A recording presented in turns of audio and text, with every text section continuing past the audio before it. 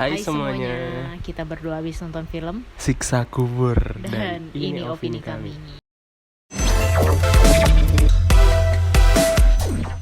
First impression aku pertama kali sama film ini yang pastinya nggak sama kayak film yang sebelumnya yang udah pernah kita tonton. Siksa Dengan neraka. kenapa disebut sih, aku nggak mau Nggak nyebut. apa-apa. Nah itu first impression aku pasti nggak kayak itulah. Ini jadi salah satu film Joko Anwar yang memang aku tunggu juga Ya, sih. karena memang udah digembor-gemborin.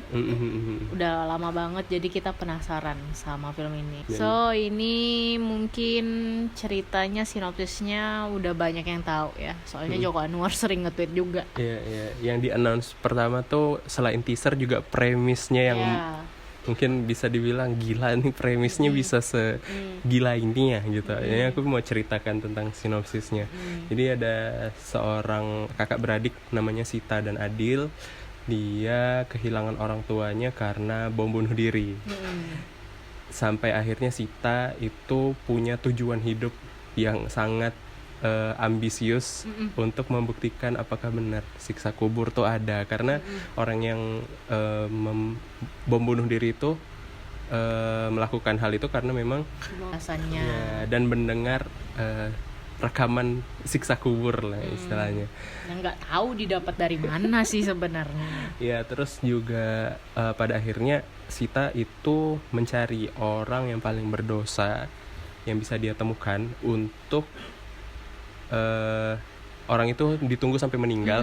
Ditunggu sampai masuk ke dalam Dan dia kuburannya juga. dan dia masuk ke dalam kuburan juga untuk membuktikan apakah memang benar siksa kubur tuh ada. Ada. Dan ya di situ Premisnya tuh sekeren itu, maksudnya dari premisnya aja kita udah bisa menarik ya, banget kan. menarik gitu. Terus aku juga mau ngomongin pemerannya. Jadi ya, film ini diperankan sama banyak sih. Kayak Ini Reza. udah tier paling atas lah di perfilman Indonesia. Iya, betul. Ini ada Reza Radian yang pastinya Terus- sebagai Adil. Ada Faradina ini Mufti Itu tuh yang jadi Sitanya. Mm-mm. Sebenarnya ini kita baru notice di film ini, padahal dia udah ada main di film Joko Anwar sebelum-sebelumnya. Iya, kayak iya, Perempuan Tanah Jahanam. kayak Sri Asih juga ada gitu, tapi kita nggak notice, kita malah kayak ini pemain baru ya, tapi ternyata enggak gitu. Terus ada ini juga, kan ada versi kecil dan versi besarnya Sita iya, iya. Adil tuh. Yang versi kecilnya itu Peranin peranan sama oleh Widuri sama Muzaki. Nah, sama Muzaki. akan selalu ada di film Joko Anwar. dan akan selalu ikut di film-film selanjutnya mungkin. Betul. Terus ada pemeran Selamat Raharjo, Iya, Selamat Christine Raharjo. Hakim.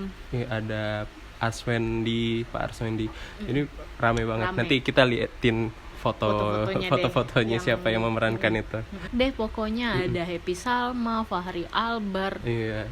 Ya, mungkin orang-orang bakal kecewa Fahri Albar munculnya dikit dong. screen time-nya bisa lebih lama daripada 10 menit nggak ya? First impression aku pokoknya pasti ini nggak kayak film Siksa Neraka. Itu aja sih first impression aku. Langit dan Bumi filmnya. Gitu amat dong. Tapi ya ini memang kayak gitu sih, ngerasain ini kan pengalaman kita ya, ngerasain nonton filmnya ini.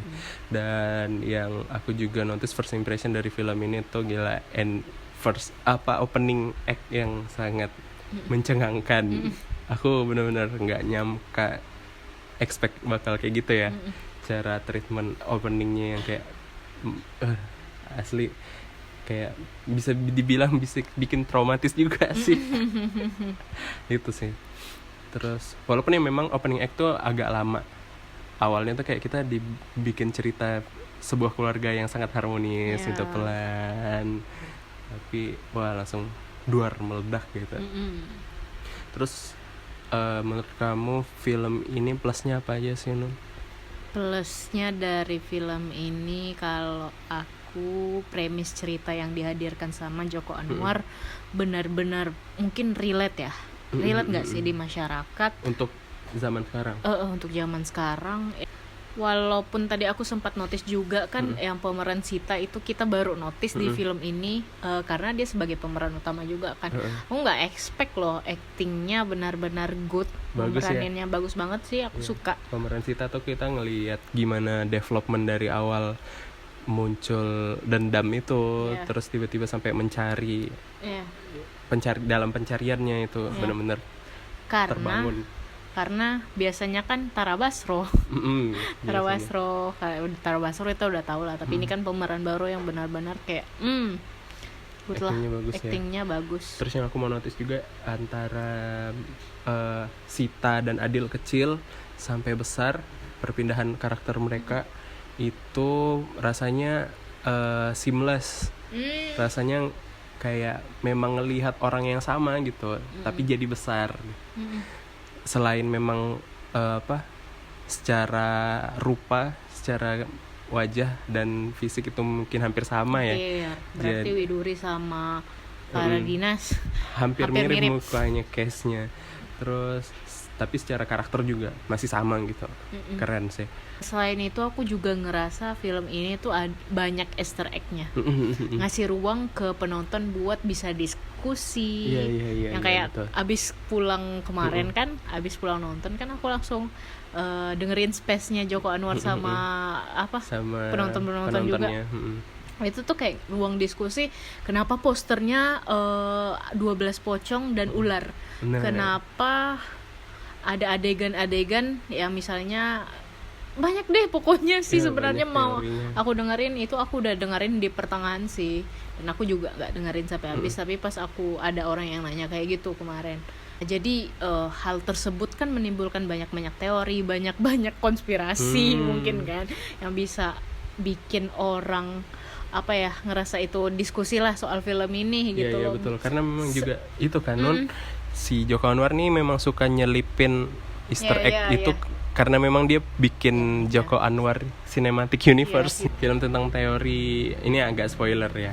Jadi kalau yang belum nonton mending skip dulu bagian ini. Aja. Jadi ada teori kalau memang mereka si Sita ini sebenarnya ketika dia udah dikubur, di saat itulah dia itu meninggal gitu. Jadi semua pertengahan film sampai akhir itu kejadian halusinasi atau bukan halusinasi ya, pengalaman spiritual yang dirasakan sebagai siksaannya gitu. Kan ketakutan paling, kan dibilang kalau siksa kubur itu terjadi bentuk dari ketakutan kita selama hidup. Ini production value film Joko Anwar yang terbagus sampai saat ini sih. Karena ini lebih baru juga kan. Karena aku bisa ngelihat dari misalnya properti, mulai dari sinematografi yang di terowongan, itu mungkin secara teknis secara teknis benar-benar sulit kan. Iya kan. Nah itu juga tuh aku baca di Twitter, Joko kan selalu mencari tempat buat dia syuting itu nggak green screen ya, tapi benar-benar tempatnya kayak di mana dah, di Pengabdi Setan 2 kan rumah yang apartemen yang belasan tahun itu, yang rumah ibu yang Pengabdi Setan pertama kan juga dia survei. Nah yang ini juga terowongan, pencarian lokasinya tuh, jadi terowongan yang kita lihat itu benar-benar hasil surveinya Joko Anwar juga. Kayak nggak kebayang nggak sih? Itu benar vibe terowongannya serem juga. Terus aku yang notice ini loh, di rumah Panti Jompo itu ada mesin cuci yang akan jadi sangat ikonik. Mesin cucinya itu kayaknya mesin cuci jadul banget. Dan itu masih bisa beroperasi aku lihat di film itu juga kan, masih bisa muter gitu.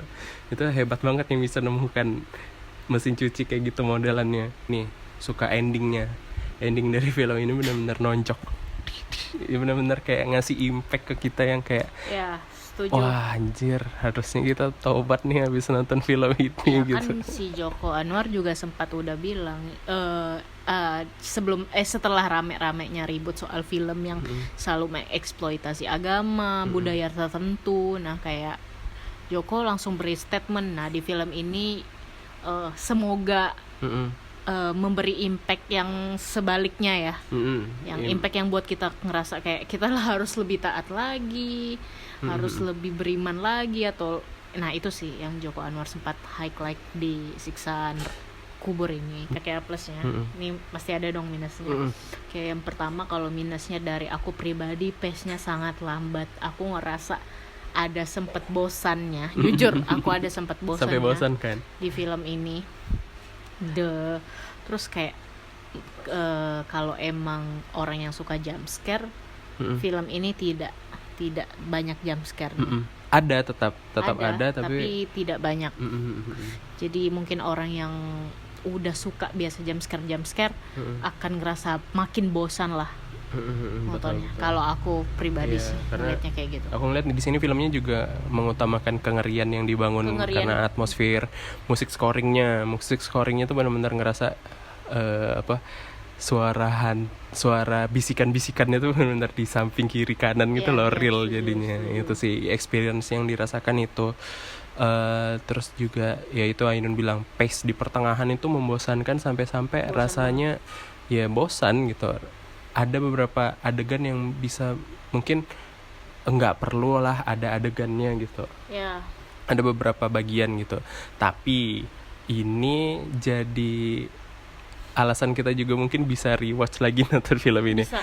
Karena aku bisa adegan ini aku merasa pas nonton film pertama kali itu adegannya nggak perlu. Tapi mungkin ketika nonton film ini untuk kedua kalinya mungkin ini perlu ada untuk menjelaskan sesuatu. Siapa tahu bisa kejawab kan ketika kita rewatch.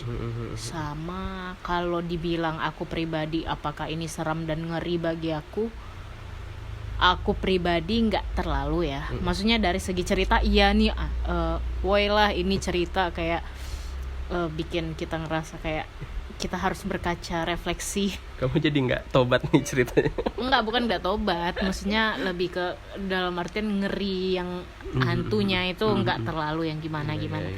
Nggak ada yang bisa sampai bikin kita nutup mata juga di sepanjang film. Tapi untuk kalian sih wajib banget sih nonton ini film. Sebenarnya aku sangat setuju dan harusnya ini layak nih tayang di luar negeri gitu. Iya betul. Sama mumpung masih lebaran ya. Ada Rui juga. Dua film ini harusnya ya sama-sama bisa tayang di luar. So dari kamu itu aja. Dari aku itu aja sih. Rating ini 8 sih aku. 7. Ya aku sangat menyayangkan pace-nya yang lama aja sih. Ini ratingnya bisa berubah setelah rewatch nggak nih? I don't know. Bisa rubah di letterbox. Itu aja sih, di situ aja.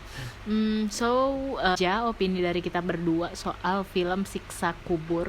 Buat kalian yang belum nonton wajib nonton. Sama keluarga nggak apa-apa. Dan film ini di atas 17 tahun ya. Dan untuk aku juga mau ucapkan terima kasih yang udah nonton opini ini sampai habis. Yang ingin diskusi atau mau tuliskan teori apa tentang film ini boleh tuliskan di kolom komentar ya. See you in the next video.